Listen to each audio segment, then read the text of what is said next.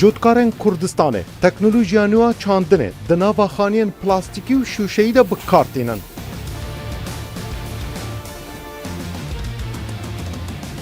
Salana di 16,000 metrên dûca da 900 tonan 5 curên temateyan û 2 curên xiyaran berhem tînin.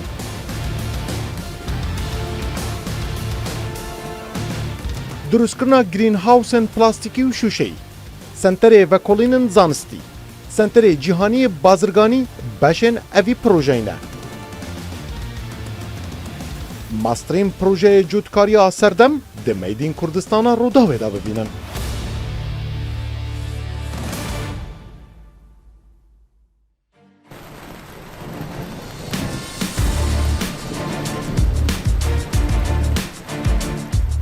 Ev dibe yekemîn greenhouse an ku çandin di nava xaniyên plastîkî û şîşeyî de.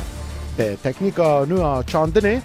kontrol kirin bi rêya kompûteran li Hewlêrê û li Kurdistanê tê drûstkirin.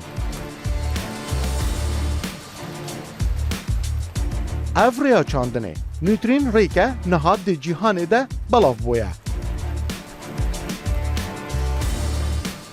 Welatên ku giringiyê bi kuştuqalî didin û xwedî erdekê biçûkin di heman demê de dixwazin her tim berhemên keskatî hebin evê rêkê bikartînin.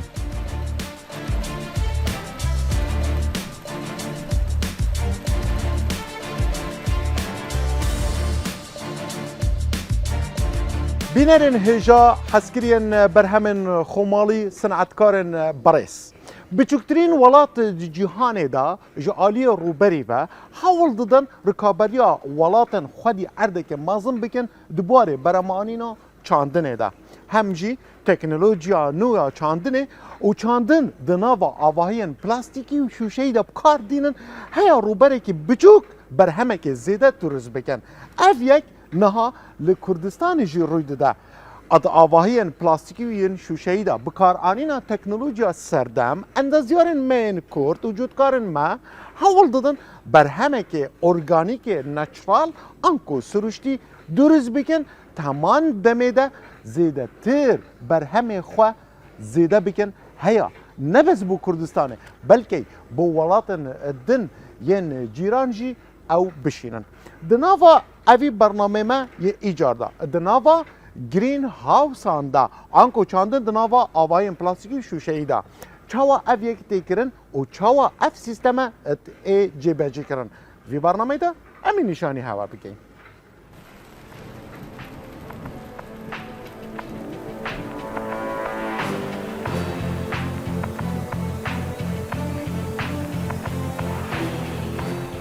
Bi sedan hezar xanûyên ewha li ser sedan hezar hektarên erdî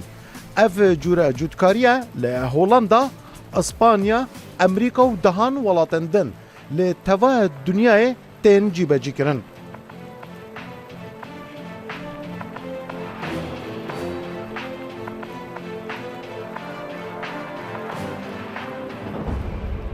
پێش 6,000 ساڵ یەکەم کوشتوکاڵ کرا لە ناوچەی میزۆپۆتامیا کەوا ناوچەی ئێمەیە. لە پاش ئەمریکا هۆڵەندا بە پلەی دووەم دێ لە بەرهەمهێنانی کوشتوکاڵیدا کە وڵاتێکی زۆر بچووکە هەروەک هەرێمی کوردستان. ئێمەش دەمانوێت بگەین بەم ئاستێ هەروەک هۆڵەندا. هۆڵەندا دەستی کرد بە چاندن لە ناو خانووی پلاستیکی و شوشەییدا بە تەکنۆلۆژیای نوێ بۆ گەیشتن بەم ئاستەیە. ئێمەش وەکو کۆمپانیای گرین ئیسلان یەکەم گرین هاوسمان دروست کرد لە ناو ئەلوەی هاوچەرخی نوێ لە هەولێردا کە کۆی گشتی ڕووبەرەی پرۆژەکە 500 دۆنمە. یەکەم گرین هاوسمان دروست کرد لە ساڵی 2021 لەسەر ڕووبەری 1.6 هکتار. کۆنستراکشنی گرین هاوسەکە تەواو بوو لە ساڵی 2022دا. لە بیدایی ساڵی 2023 بەرهەممان هەبوو لە گرین هاوسەکان کەوا دەبێت بە خانووی پلاستیکی و شوشەی هاوشێوەی ئەوانەی هۆڵەندا کە ئەمەش جێشانازیە بۆ ئێمە.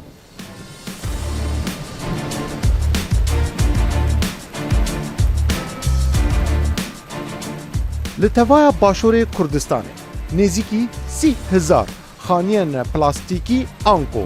çandin di nava van cure xaniyan de hene. Lê belê ev cure dibe baştirîn û yekemîn cûr niha li Hewlêrê hatiye avakirin.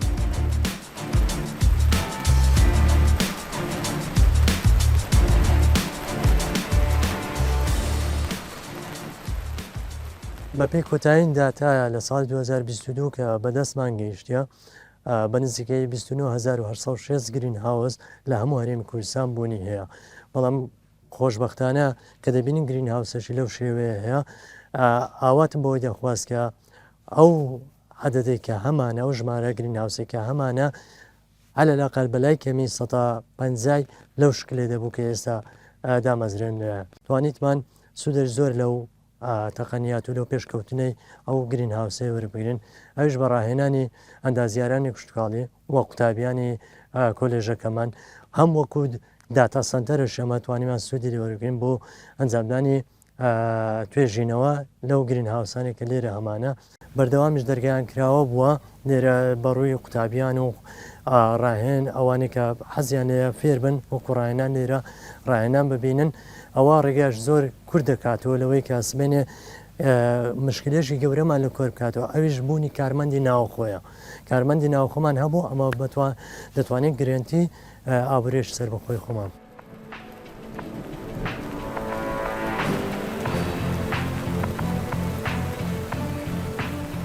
ev dibe yekemîn proje ewhaya mezin û pirî teknolojiya di buwarê çandinê de li Kurdistanê. Goje greenhouse, bekolînên zanistî û bazirganiya çandinê hatiye drûstkirin. û wê cotkarên Kurdistanê di her 12 mehên salê de berhemên cûr bi cûr bi xetnava bazaran de.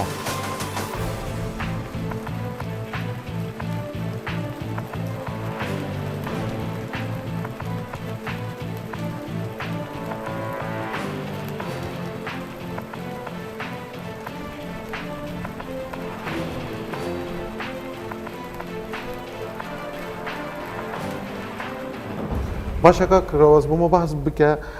ینی سنتەری بازرگانی یەکو ترێدی سنتەر ئەوەی کە لەناو پرۆژەی ئێوەیە دەتانەوێ چێ بگەینە جوتیارەکانمان لە کوردستان؟ بەێ ئەمە وەکو شەریکەی گرین ئیسلاند ئەگەر تەمەشای کشت و کاڵی بکەین لە سێ بەشی پێکاتیە باش ئەو بەشە چنە؟ ئەو بەشە یەکیان ریسەرچ ئەند دیڤلۆپمنتە ینی دەکاتە توێژینەوە بەێ تەمام دووەمەکەی بزنس سنتەرە و لە بازرگانی بەێ لە هەمویان مهمتریش ئەوە سنتەری ئەدیوکیشنە بۆ خیبرەدان فێرکردن لە نەخیندەوار هەتا دکتۆرای ئەمە ئەو سنتەرەمان دروست کردیە بە ناوی World Horti Center Middle East کە دەبتە مرکزی کشت و کاڵی لە ناو هەولێرەدا چەند ئینستیتوتی شۆزەمە دروست دەکەین هەم لە هەرێم هەم لە عێراق و لە وڵاتەکانی دی شەرقل ئەوسەد باش ئەو نمونەیە مەرەم پێی چێ هەدەف چێ؟ هەدەفەکەی ئەو سنتەرەی ئەوەیە ئەمە بتوانین خیبرەی هەموو دنیای کۆبکەینەوە لە یەک نقطەی بتوانین بڵاوی کەینەوە ئەمە جسری دروست دەکەین لە بینی کوردستان و هەموو دنیای لە ڕووی خیبرەوە لە ڕووی بازرگانی و لە ڕووی تۆژینەوە ئەمە ئێستا میسالان سنتەرێکمان هەیە لۆ بازرگانیان کە معرزەی دائیمی دەبین ئەو معرزە دائیمیە جێی دەکاتەوە لە زیاتر لە 300 شەریکی نەودەوڵەتی بتوانانی بێتە ناو بازاری شەرقل ئەوسەد و بەردەوام ژوێ هەبە بەردەوام دەبیتم بڵێ وەکو ئەدیوکیشن ئەمە لە نەخیندەوان هەتا دکتۆرای وچی گوتم دەمانوێت لەو سنتەرەی دەرس بڵێن ئەمە چەند گرین هاوس جوتیارشە بۆ جوتیارش طبعاً ئێستا ئەمە چەند گرین هاوس دابنێ ئەگەر گرین هاوسێکی بە نمونە نەبینین چەند بەشی هەیە لە ناو گرین هاوس کارەباچیمان هەیە بۆڕیچیمان هەیە مهندسی زراعەتمان هەیە و عەمەلە هەتا عەمەلەیەکەش دەبی تەدریبێکی پێ بکرێتن بزانیتن کو لە ناو گرین هاوسەکەی پەڵکەکەی لێکاتەوە بەرهەمەکەی لێکاتەوە ئاودانەکە کو دەبیتن سیانە کو دەبیتن ئەو تەدریبانە دەبی لێرە بکەین چونکە گەرم هەر یەکەچی ببینە ناو ئەو گرین هاوسانە گرین هاوسەکە نەزەحەت ناینە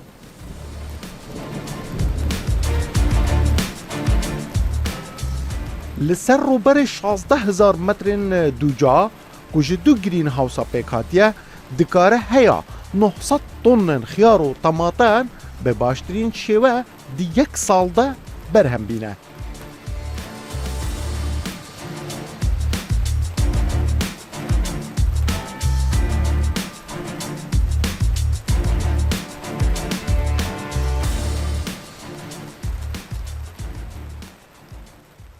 پرۆژەکە ئێمە پێک هاتووە لە سێ بەش یەکەمی پرۆژەکە گرین هاوسن لە ناو گرین هاوسەکاندا ئێمە دوو جۆر گرین هاوسمان هەیە زۆری یەکەمیان خانووی پلاستیکیە کەەوە بە میتێک دروستکرایە زۆری دووەمیان خانووی شوشەیە کەەوە بە هایتێک دروست کراوە. بەشی دووەمی پرۆژەکە Research and Development Departmentە کەوا دەبێتەوە سنتەری توێژینەوە. لە ناو سنتوەری توێژینەوەکەدا ئێمە فێری جوتیاران دەکەین کەوا چۆن چاندر لە ناو خانووی شوشەی و پلاستیکیدا بکەن لە چ کەش و هەوایەکدا چ جۆرە تۆیەک چ جۆرە ئاوێک چ جۆرە دەرمانێک بەکار بهێنن. لە بەشی سێمی پرۆژەکەدا ئێمە تەرکیز دەکەین سەر بازرگانی. دەمانەوێت جوتیارەکانی کوردستان بە هەموو کۆمپانیایەکانی نێودەوڵەتی بگەێنین و هەروەها دەمانەوێت هەموو کۆمپانیایەکانی نێودەوڵەتی بتانن بگەن بە جوتیارەکانی ئێمە. نەک تەنها ئەمەش ئێمە دەمانەوێت کڕین و فرۆشتن بۆ جوتیارەکانیشمان بکەین وە گەرنتی ئەوە بدەین بە جوتیاران کەوا ئەو بەرهەمێکەوان بەرهەمدێنن ئێمە بۆیان دەفرۆشین.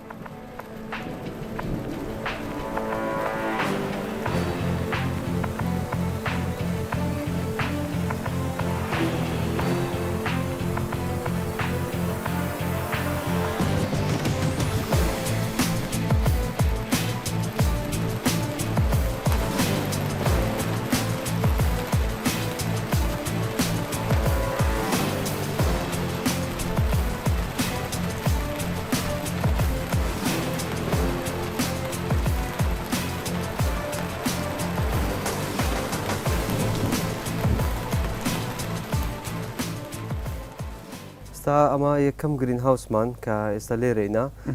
ڕوبەرەکەی 8,000 مترە ئەبە هەموو 8,000 مترە تەماتەمان لێ چاندیا و دانەیەکی کەوامان هەیە ئەوی شەر 8,000 مترە خیارمان لە ناو بەڵێ لێرە ئێستا ئەمە لە ناو ببوورە بچی وە تەماتە دەست پێگر باجانە خواردنەچی ڕئیسیە لە بۆ سەر سفرە و خیار و تەماتە وەکو هیچ شتێکی دنیا ڕئیسیە. ئێستامە لەو 8,000 مترەی 5 زۆر تەماتەمان چاندیە 5 گەلێک جووری هەنەوەنیە 1600 زۆر تەماتەمان هەیە لە هەموو دنیا 600 جورم تەماتە هەنە باڵێ ئەمە لەو هەزارەوان هەیە بەسم ناخوازم بشنوان دیتەل سادا دێ باشە بۆ حەزبکە 5 نەوەمان چاندی ئێستا ئەمە نەوعی یەکەمیان تەماتەی زەردە ئەمە ئەس بژم ئەوێ نەمیگەڵخوانینە تەماتەی زەرد ئەوانە زۆربەی لە نەوعی چێری تومەیتوێ تەماتەی بچووک تەماتەی زەردمان ئەم بژن قەباری هەر هەندەیە هەر هەندێ زیاتر گەورە نابی لە هەمان لەو نەوعی تەماتەی سوورمان هەیە کە هێلکەی پێدەرێن بچووکە بەڵێ نەوە تەماتە شتکەمان هەیە سوورە ئەوی شەرچێری تومەیتوێ بەس شکلی هێلکەی نیە هەر تەماتەی نۆرمالە مەرەماتە بچێری تەماتۆیان تەماتن بچووک تەم بەڵێ و تەماتەی ڕەشی بچووکیشمان هەیە تەماتە ڕەش بەڵێ دیمە دیتینە تەماتە مەزەرژی دیتینە سۆژی مەدینە بەس مەڕەش نەدی ڕەش یەکەم جارە بەڵێ لێرە جودایەوەی هەیە لە تام بەڵێ تەماتەی ڕەش زۆر شیرنتر و بەتامترە لە تەماتەکانی دیکە و تەماتەی گەورەشمان هەیە تەماتەی سووری گەورە ئەوە نۆرمال کە لە بازارەکاندا هەیە چەند باندل وێرە هەنە هەر بانتێک چەند شت لەم ئەمە لێرە 14 تونێلمان هەیە هەر تونێلێک 6 باندا ئەنی مەزموعی گشتی دەکاتە 84 باند لە هەر باندەچی ئەمە 200 نەمامان هەیە 200 شتری تەماتەی 200 شت لە گەلێکی باشە ئەو نەماما شت لە چەندە دەتگەیتە بەرهەمت خۆی لە یەکەم ڕۆژی چاندنێ بە 6 ڕۆژی دەگاتە بەرهەم ینی تەماتە تەماتەی سوور و زرد بە 6 ڕۆژی دەگاتە بەرهەم ئەوە مەزانی باشە بەرهەمەوەی چاتێتە پیوانهین ساڵێدا حساب بکردن ساڵانێ باشەتانی مەسەرەن لە یەک مەوسمی تەماتەی کە دەیچینی 9 مانگا لە خلالی ئەو 9 مانگەی لە هەر مەتر مربعی 6 هەتا 100 کیلۆدا 100 کیلۆ تەماتە لە یەک مترە چارگوشەدا وانە یعنی ئەگەر 8,000 متر دبە نزیکی چەند 450 450 تونن تەماتای سەدەیە دەرڤە دو نەکاری تشتێککەش بەرکەش و هەوای باشە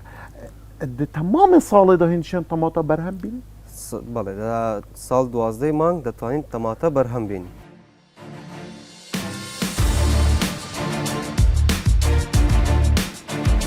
فێرخوازن کولیژا زانستن ئەندازیاریە کوشتتوکاڵی لە هەولێرێ مفایەک مەزن ji vî projeyê zanistî ji bo vekolînên xwên kuştûkalî wergirtiye.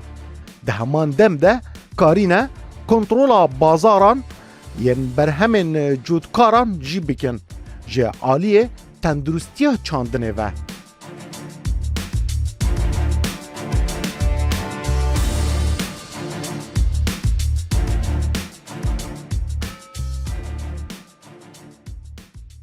لێرە دەتوانین تازەش زیاتر بە کەمیەکی ئاوی کەمتر بە کرێکارێکی کەمتر بە تەکنۆلۆژیات بتوانین زۆر باشی کۆنتترۆلی زەوەکەی بکەین و هەموو زۆرە نەباتەش لێرە دەتوانین ئینتاز پێ بکەین لە مەتر مڕەبعاچی دەتوانین زیاترین ئینتاز بکەین کۆنتترۆلی لەسەر بکەین بەڵام لە پلاستیک هاوس ئێستا بەنمونە ئەو مۆسمەی تەمەشا بکەن لێرە توانیمان تەماتە ئینتاز بکەن بەڵام لێ ناتوانین زۆر زەحمەتە بتوانین چکە بەتەواوی ناتوانین سەتر لەسەر زەوەکەی بکەین و بەو شێوازە ئێستا لەوەی کە یەکەم زار بنیاتی دەنێن نزیکەی 20 ساڵ دەتوانین خۆی ڕابگرێ ئەو گرین هاوسە لەوانەیە سیانێش کەمی پێویست بێ بەڵام لە پلاستیک هاوزەکە تەماشای بکەین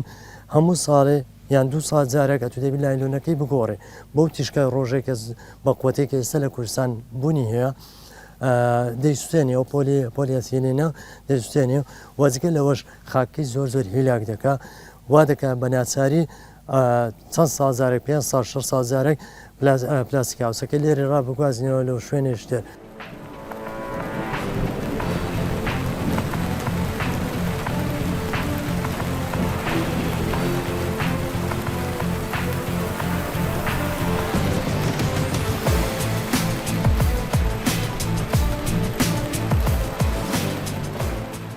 دناوا گرین هاوسا حولێرە دا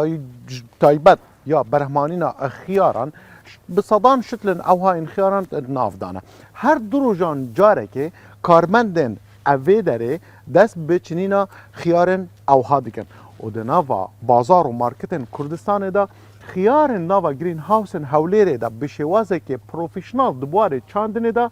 ew belav dikin her şitleka evan yan xiyarên hene her du rojan carekê xiyarî digehîn te wî astî û karmend dest bi çinînê dikin heman demê de debe her 6 mangan carekê jî temamî şitleka ku digehe di rîjavê 10 metra bêguhartin.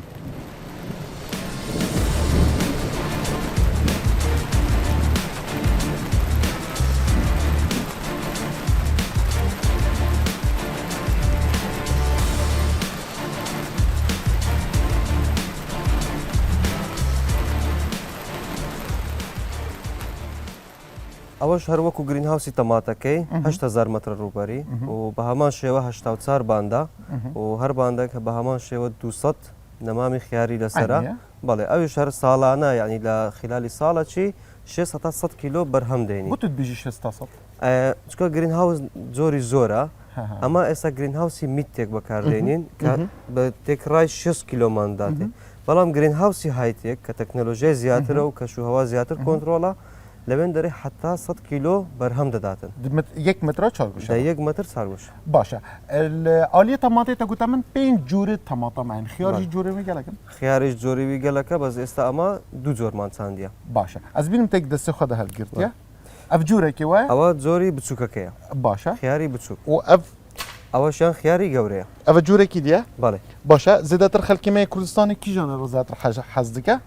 حەزی لە ئەو خیارەکەی دیە گەورەکە ئەمە زیاتر حەژویتکەن باشە قەبارەی وا هینچەوە کۆنتترۆلکەن قەبارەکەی هەر لە ڕێگەی خواردن پێدانەکەیە ئەویش چکە ئەمە ئێستا بە شێوازی دریپینگ خواردنی دەبینێ هەر لەوێن دەرێت تاین تەحکم بە قیاسیش بکەین مەسەلەن بۆ خۆمەمانێ مەسەن لە چەند سانتیمی ڕای بگرین یان گەورەتر یان گچکەتر بەپێی پێداویستی بازار باشە ئەس دکڕم تامکەم تامی کە فەرمو و بێشتن هیچ دەرمانێکی کیمیاوی لێرە بەکار ئۆرگانیکە ساڵێ 1999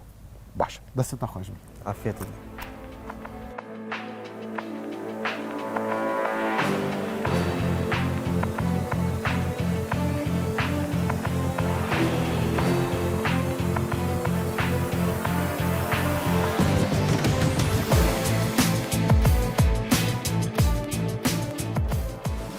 بسیارە نەها gelekî gireng ez bawerim niha et serê hemî bînerên min ji da heye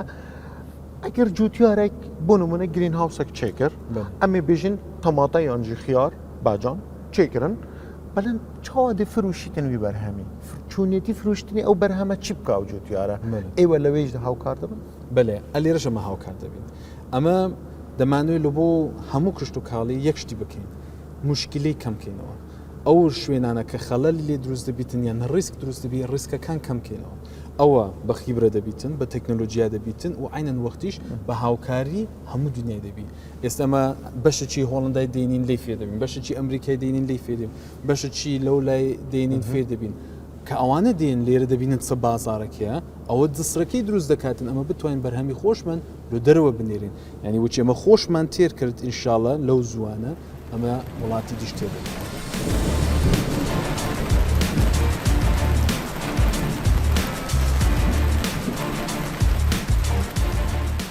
پلانا وی کمپانی ئەوە زۆرترین جوتکار مفا ژوی پرۆژێ وان وەربگرن هەروەها زۆرترین خانیên ئەوها لە هەموو باژەرن me bên avakirin هەروەها زۆرترین بەرهەمێن چاندنê bi hemû cûrên xwe ve di nava van grîn hewsa ve bên beremanîn û çandin.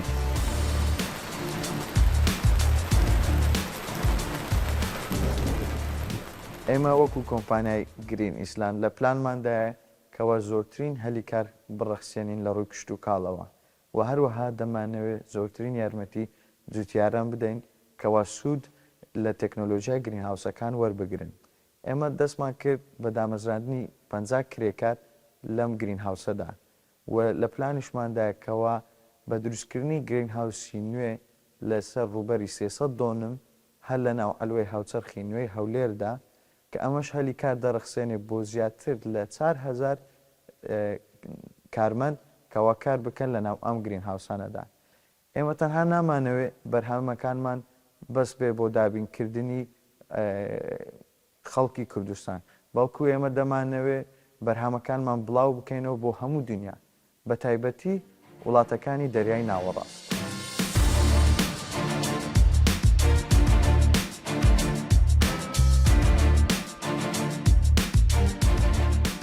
ev dibe yekemîn pêngav ji bo pêşveçûna kertê çandinê li Kurdistanê herwiha dibe yekemîn senterê vekolînên zanistî yên kuştûkalî Anko Research and Development R&D